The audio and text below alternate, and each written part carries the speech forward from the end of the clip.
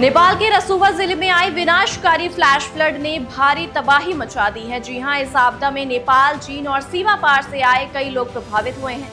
मौतों का आंकड़ा 162 तक पहुंच गया है, जबकि करीब 750 लोग लापता बताए जा रहे हैं। सबसे चिंता की बात यह है कि लापता लोगों में 133 भारतीय नागरिक और 37 एनआरआई शामिल हैं। इनमें बड़ी संख्या उन लोगों की है जो कैलाश मानसरोवर यात्रा पर थे। लेकिन आखिर इस बाढ़ में कितने भारतीय फंसे हैं, कितने लोग चीन की तरफ से लापता हैं और दूसरे देशों के नागरिकों को लेकर क्या कुछ जानकारी सामने आई है, साथ ही इस पूरी तबाही की वजह क्या बताई जा रही है, आइए जानते हैं पूरी तस्वीर।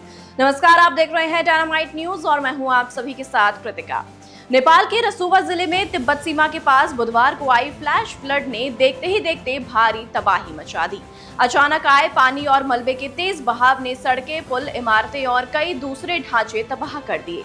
इस आपदा में कम से कम 162 लोगों की मौत की जानकारी सामने आई है, जबकि करीब 750 लोग अब भी लापता बताए जा रहे हैं। अब बात करते हैं उन लापता लोगों की जिनके आंकड़े सबसे ज्यादा चिंता बढ़ा रहे हैं। दरअसल नेपाल के गृह मंत्रालय के मुताबिक करीब 265 लापता लोग चीन की तरफ के बताए जा रहे हैं। वहीं नेपाल में लापता लोगों में करीब 133 भारतीय नागरिक और 37 अनिवासी भारतीय यानी एनआरआई शामिल हैं। यानी सिर्फ भारतीय नागरिकों और एनआरआई की बात करें तो कुल मिलाकर 170 लोग लापता बताए गए हैं। इनमें से बड़ी संख्या कैलाश मानसरोवर यात्रा पर गए श्रद्धालुओं की है।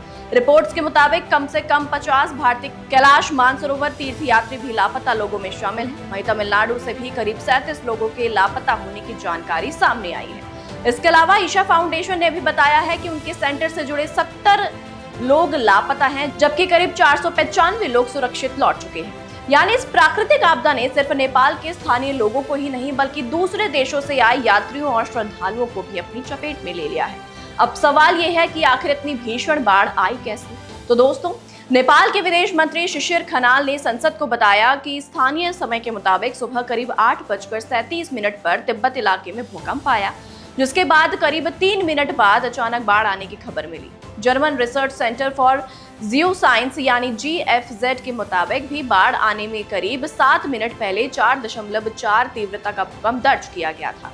वहीं नेपाल के राष्ट्रीय आपदा जोखिम न्यूनीकरण और प्रबंधन प्राधिकरण ने शुरुआती सैटेलाइट तस्वीरों के आधार पर बताया है कि लेंडे नदी के इलाके में बर्फ और चट्टानों के खिसकने से भारी मलबा नदी में पहुंचा, जिससे मलबे वाली बाढ़ आई।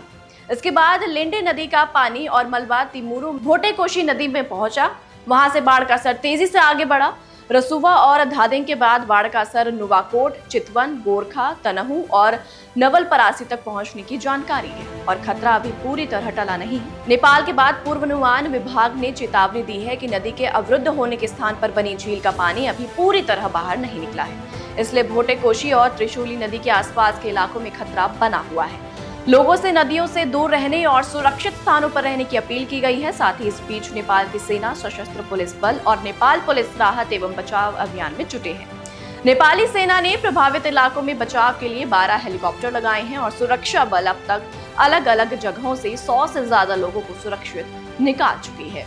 भारत भी लगातार स्थिति पर नजर बनाए हुए है। वहीं प्रधानमंत्री नरेंद्र मोदी ने नेपाल के प्रधानमंत्री बालेन्द्र शाह से फोन पर बात कर संवेदना जताई है और भारत की तरफ से हर संभव मानवीय सहायता का भरोसा दिया है। वहीं भारतीय वायुसेना के विमानों से राहत सामग्री भेजने और NDRF टीमों की मदद की तैयारी की जा रही है। साथ ही आपको बता दें कि नेपाल की इस त्रासदी ने एक बार फिर हिमालय इलाकों में अचानक आने वाले प्राकृतिक आपदाओं और बेहतर अर्ली वार्निंग सिस्टम की जरूरत को सामने ला दिया है।